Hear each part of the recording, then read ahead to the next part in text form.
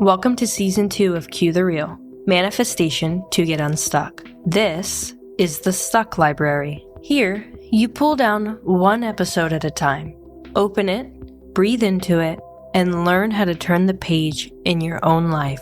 Because every stuck story can be rewritten. I'm Lindsay Brand, and this is where you learn to manifest what's next. Hey friends, if you've already started negotiating with your New Year's resolutions, this episode is for you. I wanted to do a check-in now that we're a few days into the new year and see how those resolutions and goals are holding up. If I'm being honest, I've already had a moment where I've had to adjust one of mine. Maybe you felt it too.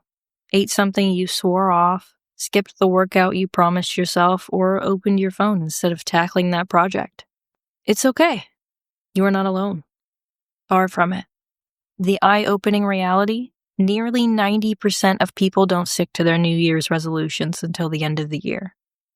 For a little while, that fear of staying stuck pushes us forward. Fear of another year without real change. Fear of looking in the mirror and feeling the same disappointment. But I've learned the hard way.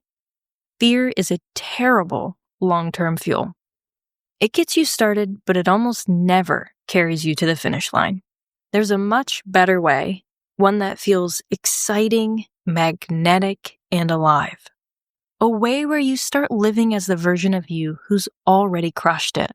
So today, I'm handing you the exact playbook to make that shift. Imagine waking up in a few months already feeling the pride, the energy, the freedom, because you're no longer fighting yourself. That's not just possible. It's closer than you think. So settle in, because we're about to flip the entire game on resolutions together. Let's cue the reel.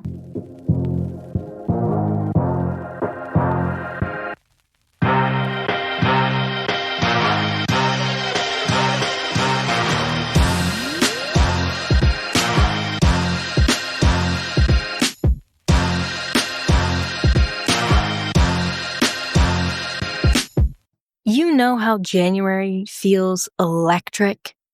A new planner, big goals, you're all in. A few weeks in though, the spark's gone. Here's what neuroscience tells us about this.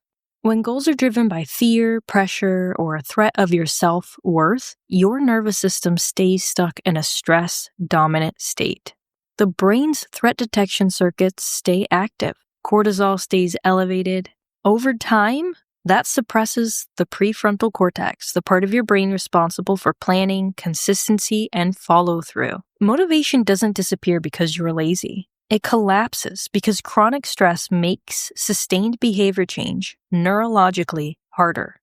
On the flip side, research shows that vividly imagining a goal with emotional realism and a genuine sense that it is attainable activates overlapping neural pathways involved in action, identity, and reward.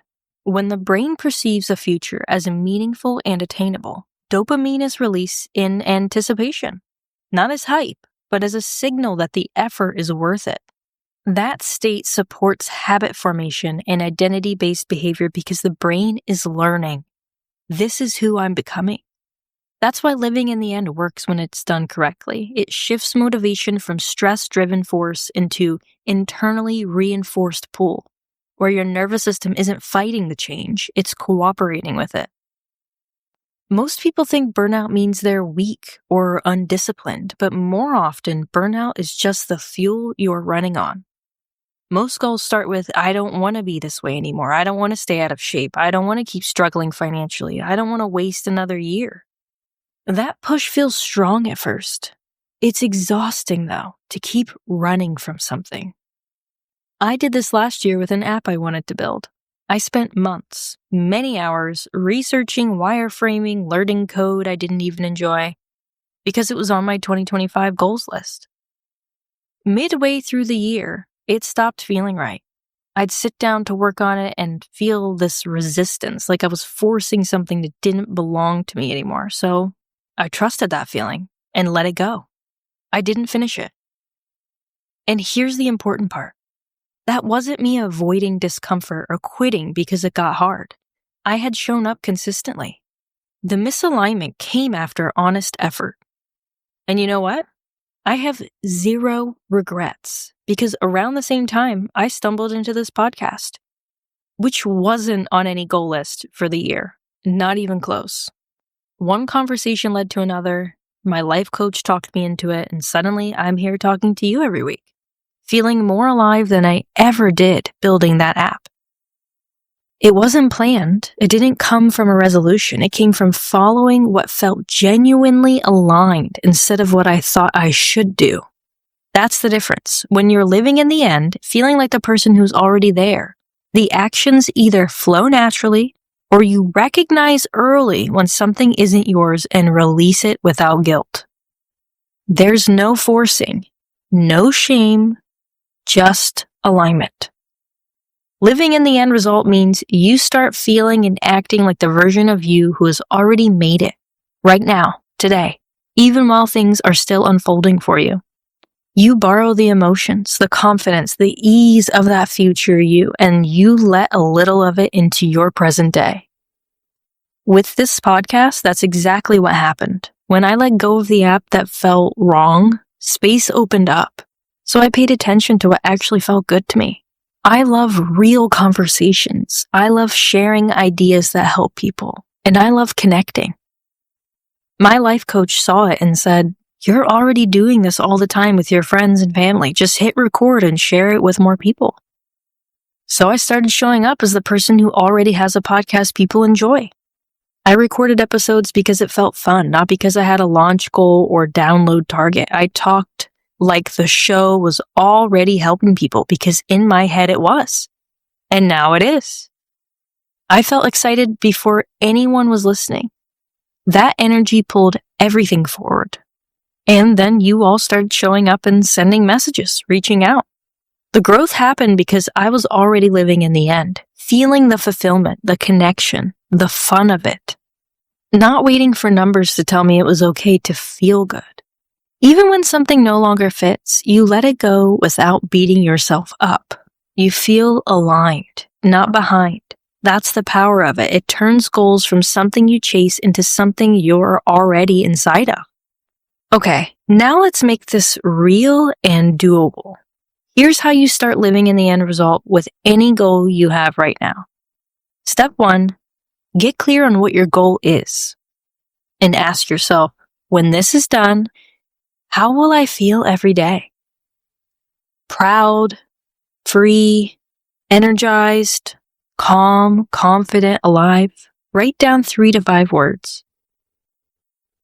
Step 2, start bringing small pieces of those feelings into your day today. Don't wait for evidence. You practice the feeling on purpose. Close your eyes for a minute. Imagine a normal day as the version of you who's already there. How do you feel in your body? What thoughts are you thinking? How do you move through your day? Then open your eyes and carry a little of that with you. Tonight, before bed, grab a notebook or your phone and write your goal at the top. Keep it simple. Write your 3 to 5 feeling words underneath. And spend 5 minutes writing in present tense as if it's already true. You could say, I wake up excited because. I feel calm knowing. Money flows easily and. Make it vivid but easy. Spend the last few minutes sitting with that feeling. Breathe it in. Let your body relax into it. Do this once a day for a week. You'll find that decisions get easier and your actions feel more aligned. Now here's the part that keeps this working long term. Because this isn't a set it and forget it. Every month or quarter, set an alarm and ask yourself a few honest questions. Does this goal still light me up? Do these feeling words still feel true? And most importantly, am I still willing to do what this requires? Not from grind, but from genuine excitement. If the answer is yes, momentum comes naturally. If the answer becomes no, you give yourself permission to pivot or let it go. No guilt. No story about being flaky or being hard on yourself. You trust that something better is unfolding. That regular check-in will keep you honest and on track with the direction you would like to head. Before we wrap up, here's the heart of what we covered today. Fear-based goals give you a quick burst, but they burn out because you're always running from something. The real power comes from living in the end result, stepping into the feelings of the version of you who's already there, right now. You practice those feelings daily. You check in with your goals regularly. When it's aligned, everything flows. When it's not, you let go and make room for what is. Your action step is simple. Do the 10-minute exercise tonight. When you're done, share this episode with one friend who's already feeling that January pressure. Thank you for spending this time with me, and thank you for doing the real work. Remember this, stop running from the version of you that you fear, and start living as the version you can't wait to become.